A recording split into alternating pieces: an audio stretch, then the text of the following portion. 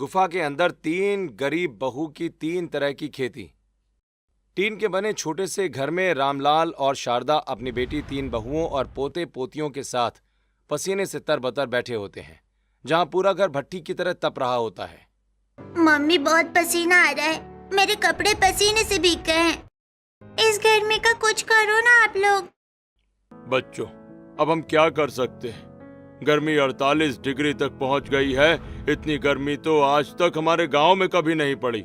इतनी गर्मी में सभी अपने घरों में एसी कूलर में आराम कर रहे हैं, पर गरीबी के बोझ तले दबे हम मजबूरों के पास एक पंखा तक नहीं है। ऊपर से टीन का बना ये घर दोपहर की तेज धूप में भट्टी बन जाता है। पता नहीं ऊपर वाला क्या चाहता है हम गरीबों से, जो हमारी ऐसी हालत कर देता है। कोई नहीं मेरे बच्चों, तुम मेरे पास बैठो, मैं तुम्हें अपने आंचल से हवा करती हूँ। घर के अंदर ये हालत है तो बाहर काम करने गए हमारे पतियों की क्या हालत हो रही होगी।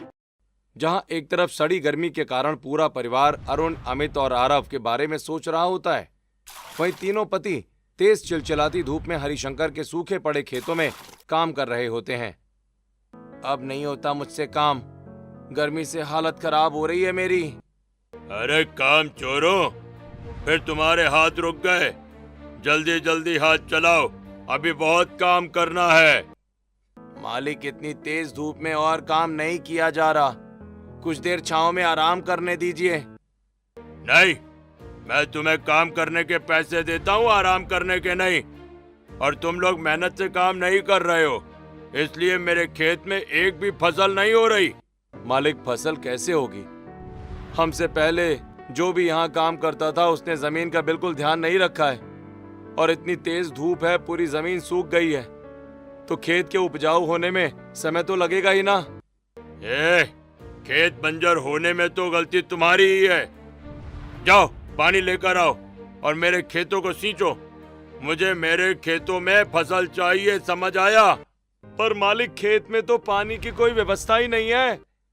अगर मैं खेतों में पानी की व्यवस्था कराऊंगा तो क्या तुम मेरे जमाई लगते हो कि मैं तुम्हें पैसे दूंगा? जाओ गांव के बाहर जो नदी है वहां से पानी लाओ और खेत सींचो।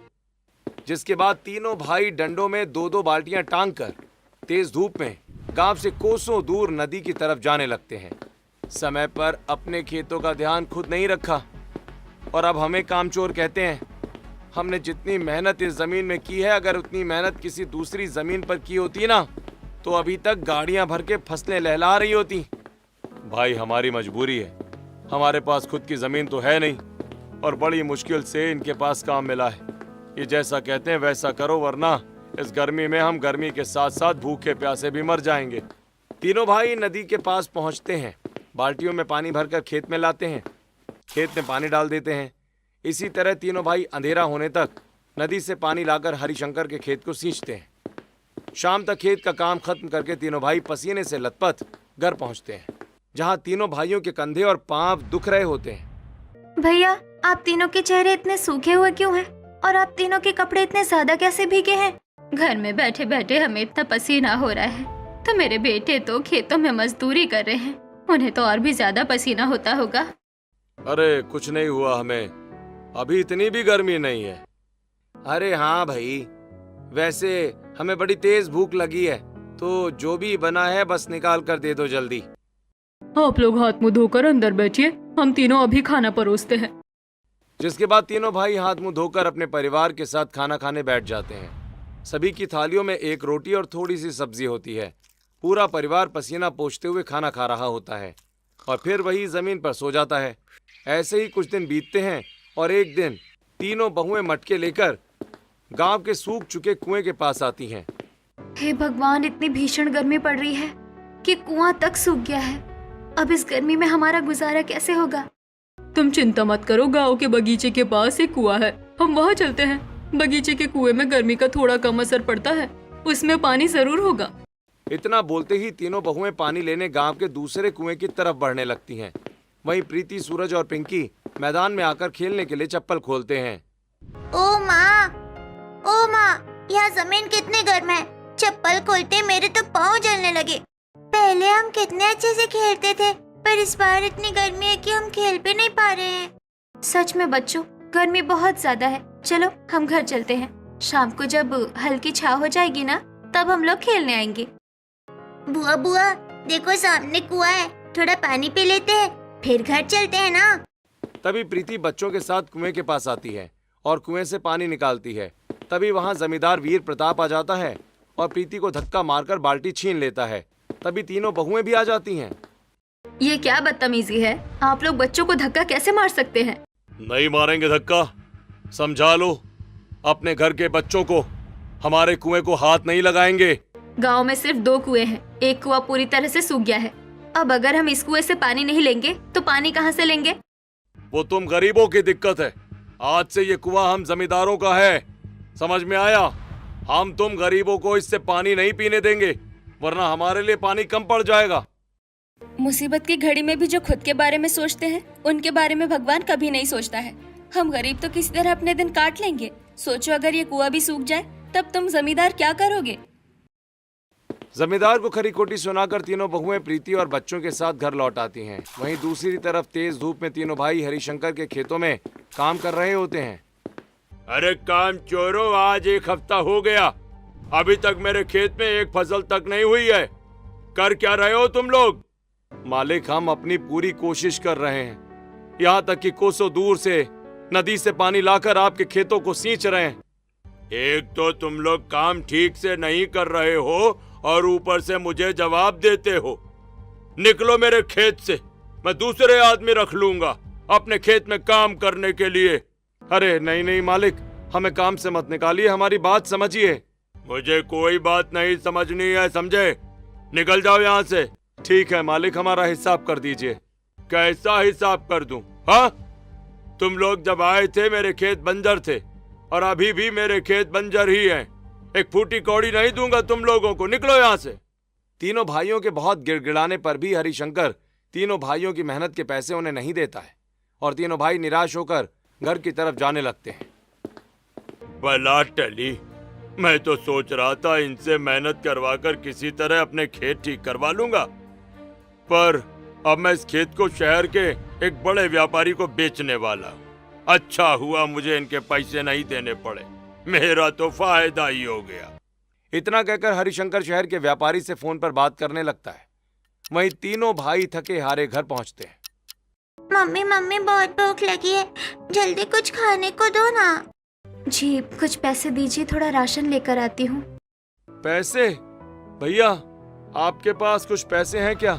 पैसे तो हम में से किसी के पास नहीं है। आप लोग जहाँ काम कर रहे हैं उनसे अपने पैसे मांग लीजिए। उसने हमें काम से निकाल दिया और हमारी मेहनत के पैसे भी नहीं दिए। क्या? काम से निकाल दिया और पैसे भी नहीं दिए? वो ऐसा कैसे कर सकता है? तभी तीनों भाई खेत में हुई सारी बात घर वालों को बताते हैं। मम्मी, क्या आज हमें खाना नहीं मिलेगा? मिलेगा बच्चों, तुम रुको, चाची अभी खाना बनाकर लेकर आती है। तभी अनन्या अपनी दोनों जेठानियों के साथ घर के बाहर आती है। अनन्या, घर में कुछ नहीं है और तुमने बच्चों को कह दिया कि थोड़ी देर में खाना बन जाएगा। बताओ, अब थोड़ी देर बाद जब बच्चे हमसे खाना मांगेंगे तो हम क्या कहेंगे उनसे और क्या खिलाएंगे उन्हें? दीदी आप चिंता मत कीजिए, बस आप चूल्हा जला दीजिए, तब तक मैं किसी पड़ोसन से आटा लेकर आती हूँ। इतना कहकर अनन्या एक कटोरी लेकर पड़ोसन कांति के पास आती है। चाची थोड़ा आटा चाहिए था, घर में आटा खत्म हो गया है और घर में बच्चे भूखे बैठे हैं। 3 नौजवान रहते हैं उस घर में और घर में आटा खत्म हो जा रहा है। कैसे बेशरम मर्द है, खुद कमा नहीं पाते और औरतों को दूसरों के घरों में आटा लेने भेजते हैं। ताना मारकर कांति अनन्या के हाथ से कटोरी लेकर घर के अंदर जाती है और आटा लाकर अनन्या को देती है। धन्यवाद काकी, आप तीखा जरूर बोलती हैं, पर यह आटा देकर आपने बहुत मदद की। अनन्या आटा लाकर आंचल को देती है और तेज धूप में आंचल आटा गूंथना शुरू कर देती है। थोड़ी देर में आंचल का चेहरा पसीने से तरबतर हो जाता है। उसके पांव पर पसीने की बूंदें गिरने लगती हैं। हे भगवान, कितनी गर्मी हो रही है। जेठानी जी आप हटिए, आटा तो गूंद लिया, अब रोटियां मैं सेक देती हूँ। तेज धूप में चूल्हे के सामने रोटियां सेकते हुए आराधना की हालत भी खराब होने लगती है। किसी तरह रोटियां बनाकर नमक तेल लगाकर तीनों बहुएं सभी को परोसती हैं। मम्मी, एक रोटी और दो ना। बहू, एक रोटी मुझे भी दे देना। जेठानी जी कितनी रोटियां बची है? 1 कटोरी आटे में तो गिनकर ही रोटियां बनी थी। जेठानी जी हमारे हिस्से की रोटियां भी दे दीजिए। बच्चों की बढ़ती और बुजुर्गों की ढलती उम्र में खुराक की कमी नहीं होनी चाहिए। हम तो भूख सह भी लेंगे, पर इन्हें तकलीफ होने लग जाएगी। बहुएं खुद भूखी रहकर अपने घर वालों का पेट भरती हैं। ऐसे ही आज का दिन भी जैसे तैसे बीत जाता है। लेकिन अगले दिन गर्मी की वजह से रामलाल और शारदा के शरीर में लाल दाने पड़ जाते हैं। वहीं घर का पीने का पानी भी खत्म हो चुका है। क्या हुआ मम्मी पापा, आप लोग कब से अपनी गर्दन खुजला रहे हैं? अरे अरुण बेटा, हमारा पूरा शरीर घमौरियों से भर गया है। अब इस उम्र में शरीर इतनी गर्मी बर्दाश्त नहीं कर पाता। मम्मी जी, पापा जी, आप परेशान मत होइए। गांव के बाहर जो पहाड़ है वहाँ मुल्तानी मिट्टी मिलती है। मैं वहाँ से मुल्तानी मिट्टी लेकर आती हूँ। उसे लगाने से आप लोगों को बड़ी राहत मिल जाएगी। मम्मी बहुत प्यास लगी है, थोड़ा पानी दो ना। बच्चों थोड़ी देर रुको, मैं भी पानी लेकर आती हूँ। चलिए हम तीनों पानी लेने चलते हैं। एक बार में ही 3 मटकों में पानी भी आ जाएगा और आते वक्त मुल्तानी मिट्टी भी ले लेंगे। तीनों बहुएं चिलचिलाती धूप में मटके लेकर गांव से कोसों दूर पानी भरने चली जाती हैं, जहां तेज धूप की वजह से तीनों के चेहरे लाल होने लगते हैं। अच्छा हुआ हम तीनों बात करते हुए एक साथ आ गए। अगर अकेले आए होते तो इतनी गर्मी में रास्ते में कहीं बेहोश पड़े होते।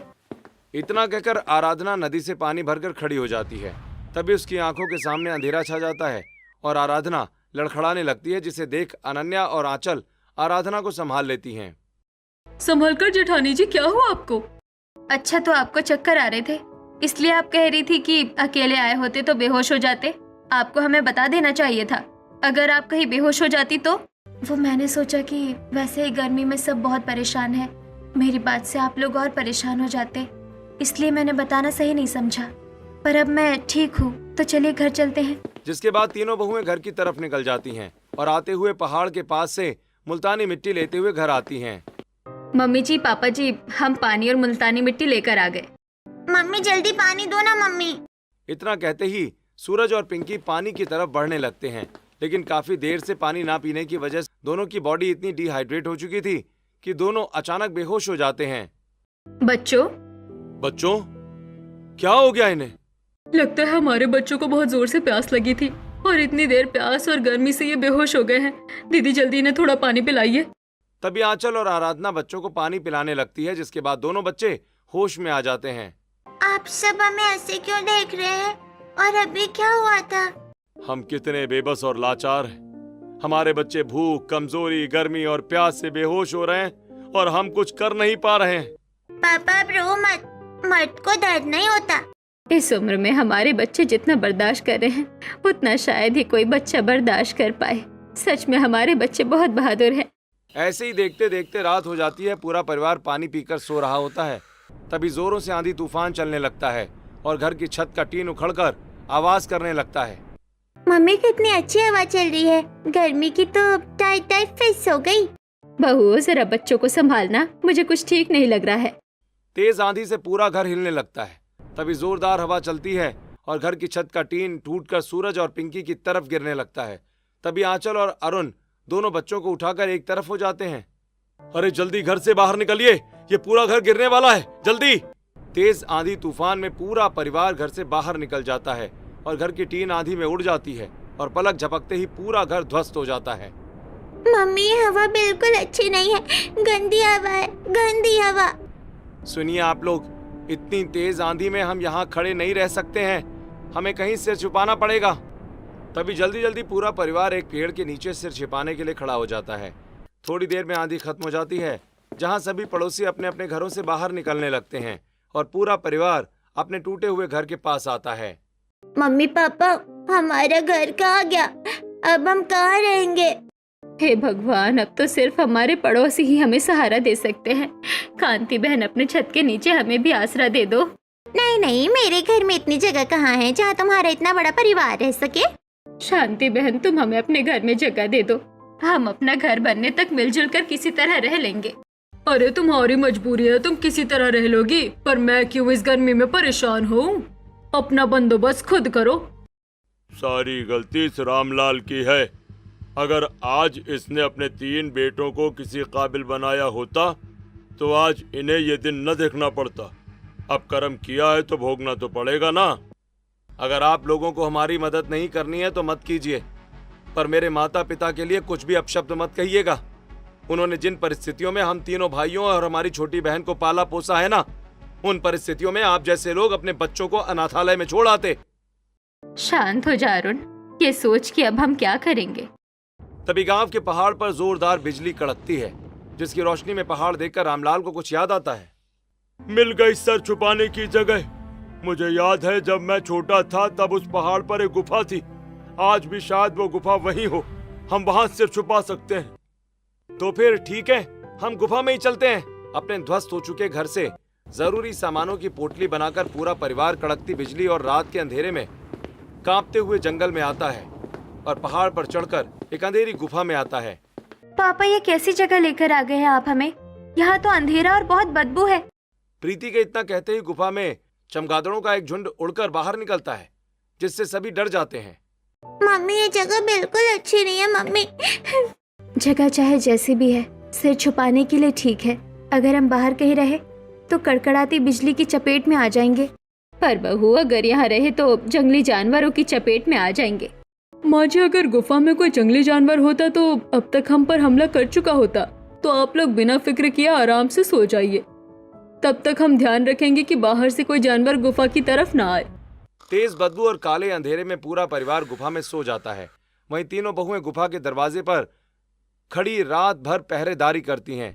ऐसे ही रात बीतती है और अगली सुबह तेज धूप से गुफा के अंदर थोड़ी रोशनी आती है। पापा जी, गुफा खराब नहीं है, काफी अच्छी गुफा है। काफी अच्छी गुफा है ये तो। गुफा तो अच्छी है, पर यहाँ कितनी तेज बदबू है और ये पत्थर की गुफा है, इसलिए जगह जगह कितने उबड़ खाबड़ पत्थर है। हाँ, मैंने खुद रात में 3 बार करवट बदली, तब जाकर बराबर जमीन मिली, वरना कहीं ऊंची तो कहीं नीची थी। हमारे पास कोई ठिकाना तो है नहीं। अब अगर हमें यही रहना है तो हम तीनों बहुओं को इस गुफा को ही अपना ससुराल बनाना पड़ेगा। बहुओं, हमें तुम पर पूरा यकीन है। तुम तीनों मिलकर इस गुफा को भी अपने ससुराल जैसा बना सकती हो।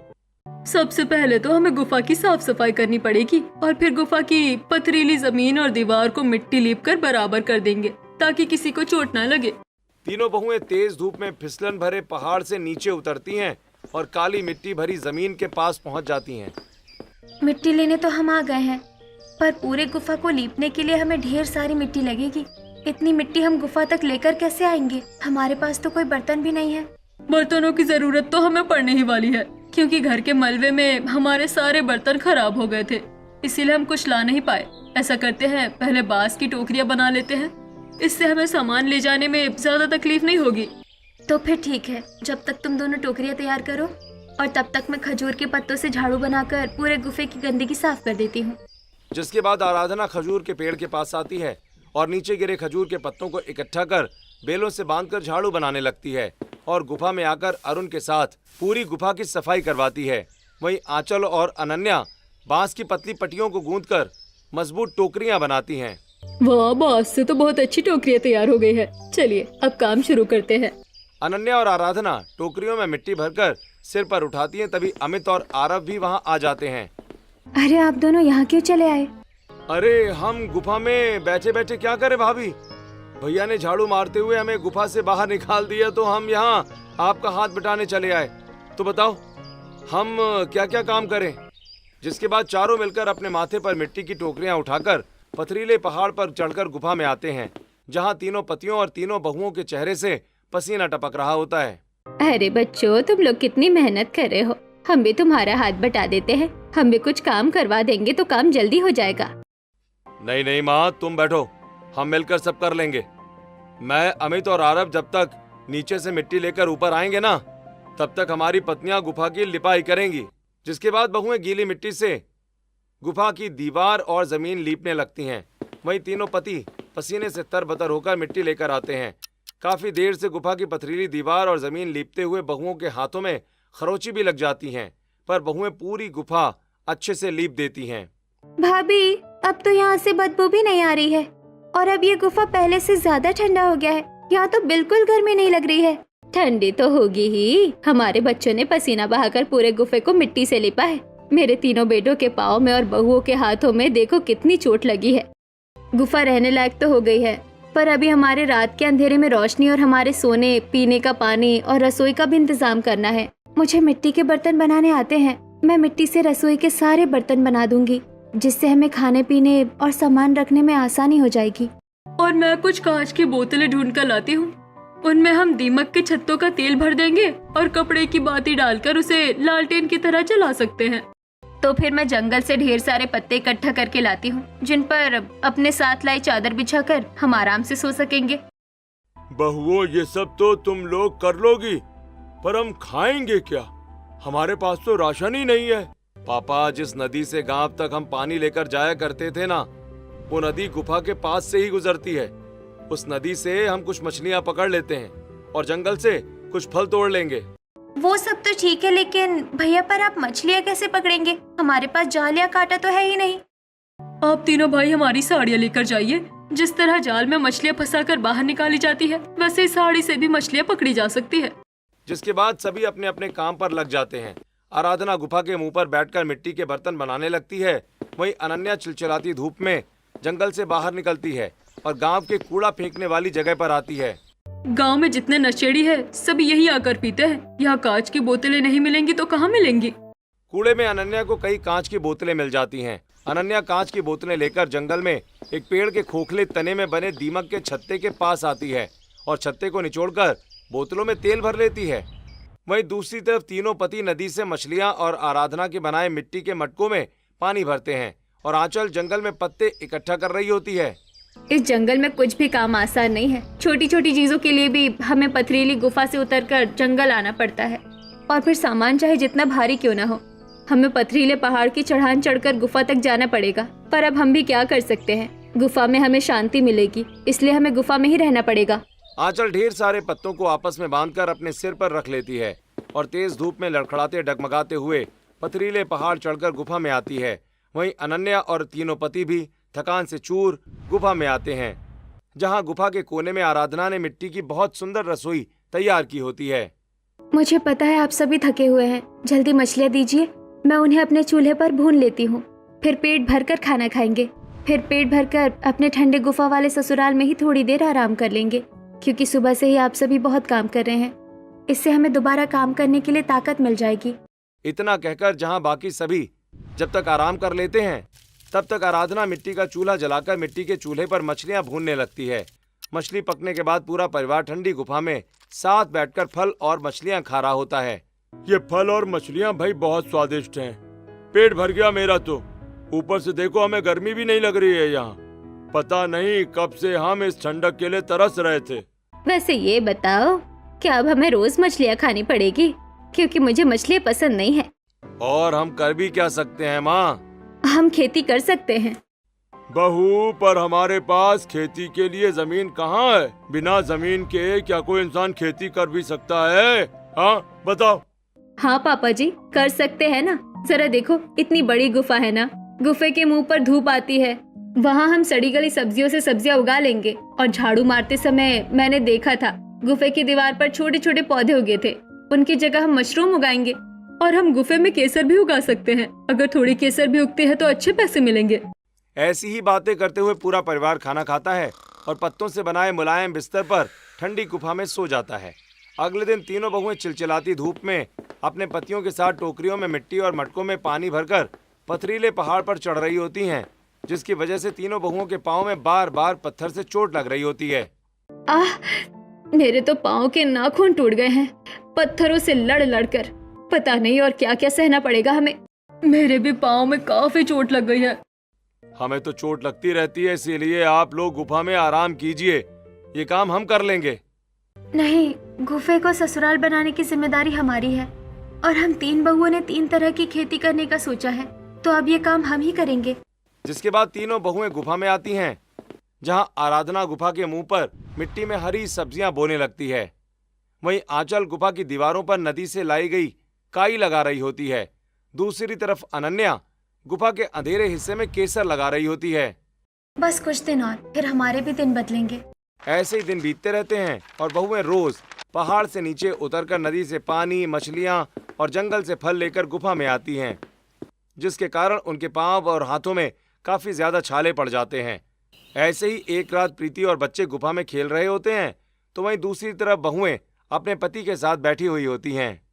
हम तीनों बहुओं की 3 तरह की खेती बहुत अच्छी हो रही है, और कल तक तो मेरी सारी सब्जियां भी पक जाएगी। बस अब कल तक का इंतजार है, तब हम भी घर की बनी हुई हरी भरी ताजी सब्जियां खा सकेंगे।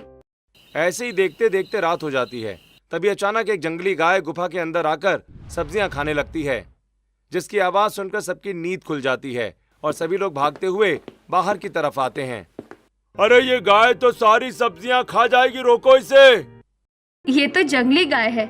अगर इसे हम अपने पास रख ले तो हमें सामान लेकर पहाड़ चढ़ना उतरना नहीं पड़ेगा और फिर गाय का दूध भी तो मिल जाएगा। तभी तीनों पति मिलकर जंगली गाय को पकड़कर सब्जियों की खेती से दूर हटाकर बैठा देते हैं, जहां आंचल गाय को थोड़ी सब्जियां खिलाकर गुफा में रख लेती है और अगले दिन जंगली हरी घास खिलाकर गाय की पीठ पर पानी रखकर गुफा में आती है। गाय सच में माता होती है। इस गाय की वजह से हमारे कामों में काफी मदद हो रही है। अगर ये गाय कल हमारे खेत की सब्जियां खाने नहीं आई हुई होती तो हम अभी भी नंगे पैर ऊपर नीचे करके अपने पैर छिलवा रहे होते। देखते ही देखते कुछ ही दिनों में तीनों बहुओं की 3 तरह की खेती तैयार हो जाती है और आज तीनों बहुएं अपनी सब्जी, मशरूम और केसर लेकर गांव के बाजार में आई हुई होती हैं। ताजी हरी सब्जियां और केसर और मशरूम खरीदिए, बिल्कुल ताजी घर की उगी हुई है। अबे जिनके पास अपना घर बनाने के पैसे नहीं है, उनके पास केसर कहाँ से आएगा? जरूर ये सारी चीजें नकली होंगी भाई। मैं नहीं खरीदूंगी इन गरीबों का नकली सामान, पता नहीं कहाँ से उठा कर लेकर आए होंगे। पूर्णिमा बहन, तुम तो पड़ोसन थी, तुम फ्री में हमारी सब्जी, मशरूम और ये केसर लेकर जाओ, तब बताना टेस्ट करके कि हमारी सब्जियां नकली है या असली। फ्री का नाम सुनकर पूर्णिमा सब्जियां, केसर और मशरूम घर लेकर आ जाती है और अपनी सास बिमला को दिखाती है। अरे वाह बहू, ये बैंगन की डंठल देख रही है? इससे पता चलता है कि ये बिल्कुल देसी है। जरा इन सब्जियों को बना तो। जिसके बाद पूर्णिमा मशरूम और बैंगन की सब्जियां बनाती है और अपने परिवार को परोसती है और दूध में केसर मिलाकर अपने बच्चों को पीने के लिए देती है। बहू, तूने बताया नहीं ये सब्जियां लाई कहाँ से है? ये सारी सब्जियां बिल्कुल देसी सब्जियां हैं और ऐसी सब्जियां तो अब हमेशा लेकर आई हो। सही कहा माँ आपने, केसर भी बहुत अच्छे हैं। बच्चे बड़े चाव से दूध पी रहे थे। और ये सब कोई और नहीं, वो अपनी पड़ोसन है ना आराधना, वो तीनों बेच रही हैं। जहां कल तक पूर्णिमा तीनों बहुओं की सब्जियों को खराब और नकली बोल रही थी, आज वही पूर्णिमा अपनी गांव की सहेलियों के साथ बहुओं के पास आती है, जहां बहुएं बाजार में सब्जी, मशरूम और केसर बेच रही होती हैं। बहन, तुमने सही कहा था, ये सब्जियां तो बहुत अच्छी और ताज़ा है। मेरी सास तो इन्हें खाकर बहुत खुश हो गई थी, इसलिए तुम रोज मुझे ये ताज़ी सब्जियां दे देना। मैं रोज सिर्फ तुम्हारे पास सब्जियां लेने आऊंगी। क्यों बहन, सब्जियां बहुत अच्छी हैं क्या? हाँ भैया, ये सब्जियां बहुत अच्छी हैं। और हाँ भैया, ये सच कह रही थी कि ये सब्जियां उनकी घर की ही उगाई हुई है, जो बहुत अच्छी हैं। पूर्णिमा की बातें सुनकर आसपास के कई लोग बहुओं से ताजी सब्जी, केसर और मशरूम खरीदने लगते हैं। ऐसे ही धीरे धीरे बहुएं अच्छे पैसे कमाने लगती हैं। ऐसे ही एक दिन मुझे पता चला है कि आप यहाँ घर के उगाए केसर, सब्जी और मशरूम बेच रहे हैं। मुझे मेरी बेटी की शादी में आपकी सब्जियां, केसर और मशरूम चाहिए, मिल जाएंगे क्या? हाँ हाँ, क्यों नहीं, जरूर मिल जाएंगे। और अगर आप चाहे तो हम आपकी शादी में खाना भी बना देंगे। हाँ हाँ, क्यों नहीं, जरूर। जिसके बाद तीनों बहुएं अपनी गाय के ऊपर सब्जियां, मशरूम और केसर रखकर मैरिज हॉल पहुंचती हैं और अपने पतियों के साथ मिलकर शादी में खाना बनाने लगती हैं, जिनके उन्हें अच्छे पैसे मिलते हैं। और ऐसे ही देखते देखते अपनी खेती बढ़ाकर तीनों बहुएं शहर में भी अपनी सब्जियां, मशरूम और केसर बेचने लगती हैं। अब हमारे पास इतने पैसे हो गए हैं कि हम अब गांव में अपना एक अच्छा सा घर बना सकते हैं, तो क्यों ना अब हमें अपना घर खरीद लेना चाहिए। नहीं चाची, हम गुफा में ही रहेंगे। यहाँ हम खेलते हैं तो हमें धूप भी नहीं लगती है। और देखो ना, यहाँ कितनी ठंडक भी है। नहीं मेरी बच्ची, हम हमेशा गुफा में नहीं रह सकते हैं। हमें आगे भी तो दुनिया देखनी है। तुम दोनों को स्कूल भेजना है, बुआ की भी शादी करवानी है, तो बताओ हम कैसे यहाँ रह सकते हैं। और फिर जब तुम्हारा मन करे तो तुम दोनों यहाँ चले आना। वैसे भी हम अपनी 3 तरह की खेती भी तो इस गुफा में ही करते रहेंगे। जिसके बाद पूरा परिवार अपना सामान बांधकर गांव की तरफ निकल पड़ता है, जहां पहुंचकर तीनों बहुएं गांव में शानदार ठंडा घर बनाती हैं। वहीं बहुओं की तरक्की देखकर उन्हें ताना मारने वाले पड़ोसी उनके पास अब काम मांगने आते हैं और बहुएं औरतों को गुफा में तीनों तरह की खेती करना सिखाकर उनकी मदद करती हैं और हंसी खुशी अपने परिवार के साथ रहने लगती हैं।